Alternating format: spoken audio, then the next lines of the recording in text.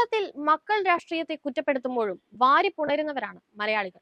ഉമ്മൻചാണ്ടി മന്ത്രിസഭയിൽ 6 മന്ത്രിമാർ മുൻ MLA-മാരുടെ മക്കളായിരുന്നു.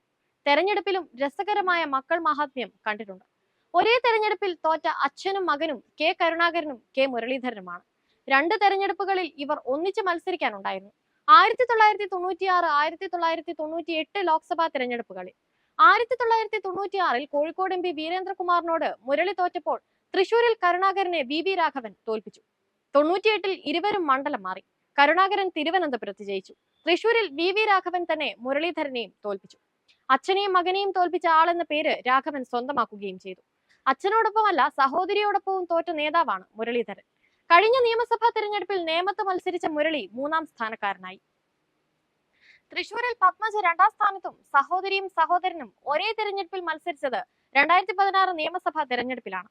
വട്ടിയൂർക്കാവിലെ കെ മുരളീധരനും തൃശൂരിൽ പത്മജ വേണുഗോപാലും. ഇതിൽ മുരളി ജയിച്ചു, പത്മജ തോറ്റു. ഒരേ തെരഞ്ഞെടുപ്പിൽ ജയിച്ച അച്ഛനും മകനും R ബാലകൃഷ്ണപിള്ളയും KB ഗണേഷ് കുമാറുമാണ്.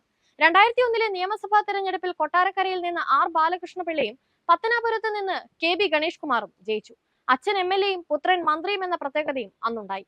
കേസിൽ ശിക്ഷിക്കപ്പെട്ട ബാലകൃഷ്ണപിള്ളയെ മന്ത്രിയാക്കാനാവില്ലെന്ന് AK ആന്റണി വാശി പിടിച്ചതാണ് കാരണം. ജയിലിൽ കിടന്ന ബാലകൃഷ്ണപിള്ള തിരിച്ചു വന്നപ്പോൾ മകനെ മാറ്റി മന്ത്രിയായി. കൂടാതെ Kanam Rajendran, Shibu baby John, KP Dhanapalan, Jaicy Thomas എന്നിവർ 4 പാർട്ടിയിൽപ്പെട്ടവരാണെങ്കിലും ഇവരെ ഒന്നിപ്പിക്കുന്ന ഒരു ചരടുണ്ട്. തെരഞ്ഞെടുപ്പിൽ അച്ഛനോടും മകനോടും തോറ്റവർ എന്നതാണത്.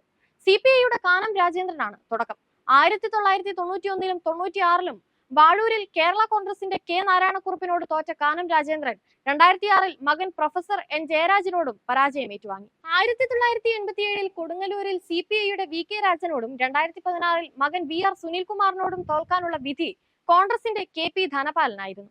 ചവറയിൽ 2016-ൽ വിജയൻ പിള്ളയോടും 2021-ൽ മകൻ ഡോക്ടർ സുജിത്തിനോടും RSP-യുടെ ഷിബു ബേബി ജോൺ തോറ്റു. പുതുപ്പള്ളിയിൽ 2016-ലും 2021-ലും ഉമ്മൻചാണ്ടിയോട് തോറ്റ CPM-ന്റെ ജെയ്സി തോമസ് 2023 ഉപതെരഞ്ഞെടുപ്പിൽ മകൻ ചാണ്ടി ഉമ്മനോടും പരാജയപ്പെട്ടു. ഭർത്താവിനോടും ഭാര്യയോടും തോറ്റയാൾ തിരുവല്ലയിൽ ഡോക്ടർ വർഗീസ് ജോർജാണ്. 2001-ൽ അഡ്വക്കേറ്റ് മാമൻ മാത്യുവിനോടും 2003-ൽ ഭാര്യ എലിസബത്ത് മാമനോടും വർഗീസ് തോറ്റു. പാലായിൽ 4 തവണ KM മാണിയോട് തോറ്റ മാണി C കാപ്പൻ കഴിഞ്ഞ തെരഞ്ഞെടുപ്പിൽ ജോസ് K മാണിയെ തോൽപ്പിച്ചു. കുട്ടനാട്ടിൽ സഹോദരന്മാരായ തോമസ് ചാണ്ടിയോടും തോമസ് K തോമസിനോടും തോറ്റത് ഒരാളാണ്.